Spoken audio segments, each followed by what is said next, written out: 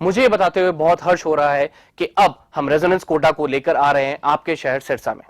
अब आपके बच्चे को अपने सपने को साकार करने के लिए आपसे दूर नहीं जाना होगा। आपको बस जाना होगा खैरका स्थित आरपी सीनियर सेकेंडरी स्कूल के प्रांगण में, जहां पर रेजोनेंस कोटा की फैकल्टी आपके बच्चे को ट्रेन करेगी भविष्य के डॉक्टर और इंजीनियर बनने में।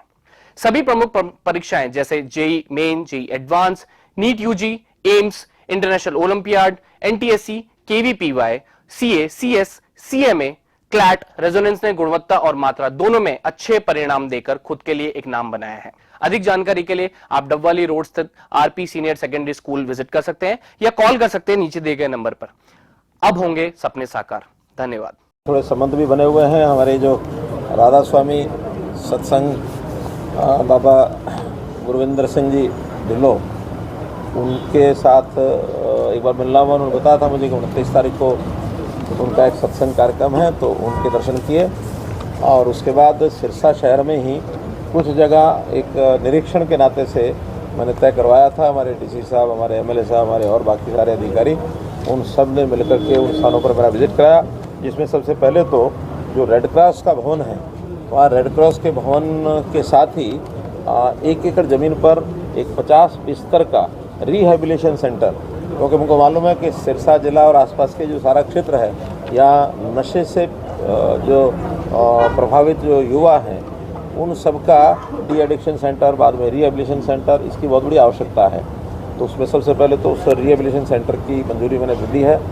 कितना 1 एकड़ ज़मीन इसी सब का है हमारे रिहेबिलिटेशन सेंटर का 1 एकड़ कितना।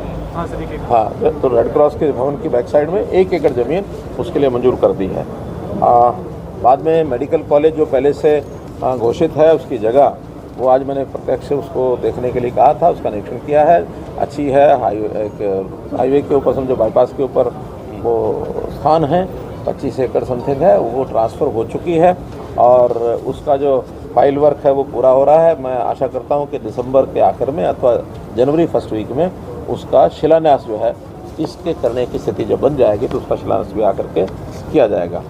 साथ ही जो यहाँ का जो सरकारी अस्पताल है, वहाँ डी एडिक्शन सेंटर बना हुआ है, जो 20 बेड तो पहले से जो ऑलरेडी हॉस्पिटल चल रहा है उसके अंदर रिजर्व किए गए थे, जिसमें 25 अभी भी ऐसे युवक वो एडमिट हैं।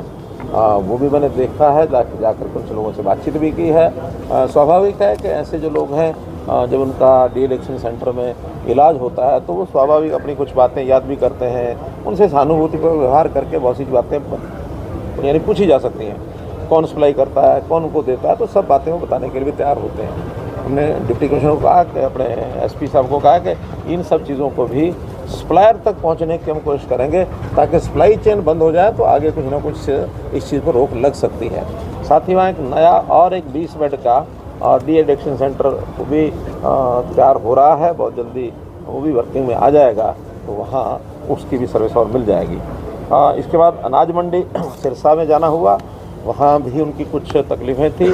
मेन अनाज मंडी और साथ में जो एडिशनल अनाज मंडी 2-3 बनी हुई हैं, और एक अनाज मंडी और है जो भी विकसित होनी है, उन सब के बारे में जो जानकारियाँ ली हैं, कुछ निर्णय वहाँ भी करके उनको बताए हैं।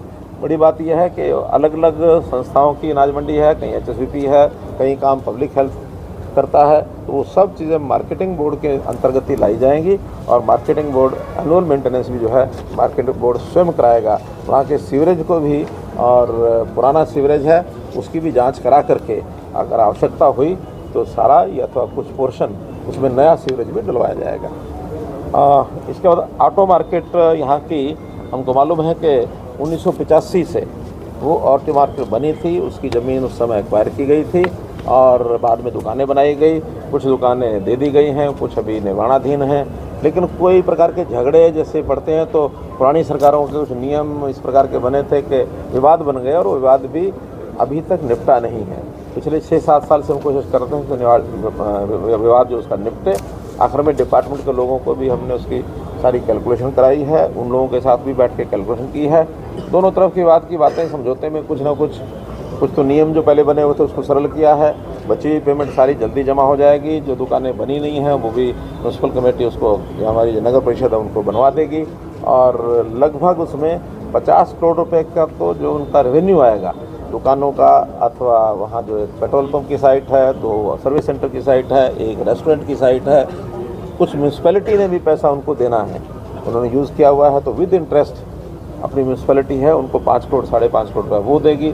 कुल मिला करके और मोटा मोटा उनका जो हिसाब किताब बना है, उसमें पैसा जो आने वाला है उसकी भी एक निश्चित टाइम टेबल के साथ वो पैसा आएगा, और वहाँ जो विकास के काम है वो भी उसी में से होंगे। आखिर में सब करने के बाद कुछ ना कुछ ऑटो मार्केट के पास 5 करोड़ से 10 करोड़ रुपया बच भी जाएगा। तो वो फैसला एक मोटे रूप से उनका करवा दिया है, और अगले सप्ताह से इस पर एग्जीक्यूशन उसका शुरू हो जाएगा। इसके बाद जो खेड़ के ऊपर लगभग 750 ऐसे परिवार थे जिनको हाउसिंग बोर्ड के फ्लैट्स हैं, उसके अंदर उनको टेम्परेरीली बसाया गया था। इनको शिफ्ट करने के लिए एक गाँव, कौन सा गाँव है? सलारपुर में ज़मीन देख ली गई है, 30-35 एकड़ ज़मीन है, उसको खरीद करके और उनको शिफ्ट किया जाएगा। उनको सबको बता दिया कि 100 गज़ के प्लॉट उनको दिए जाएंगे, फ्री दिए जाएंगे, उसका पैसा सरकार खर्च करेगी। उसको बढ़ाने के लिए और वो अपने आप अगर सक्षम होंगे तो ठीक है, नहीं तो कोई सहायता उनको बैंक से लोन लेकर या और कोई भी की जाएगी, ताकि आसानी से वो अपना गुजारे लायक मकान बना सकें। लेकिन 100 गज़ का प्लॉट उनको वो फ्री दिया जाएगा, ऐसा एक निर्णय किया है। इस प्रकार से ये सब निर्णय आज जो घूमते फिरते हुए हैं,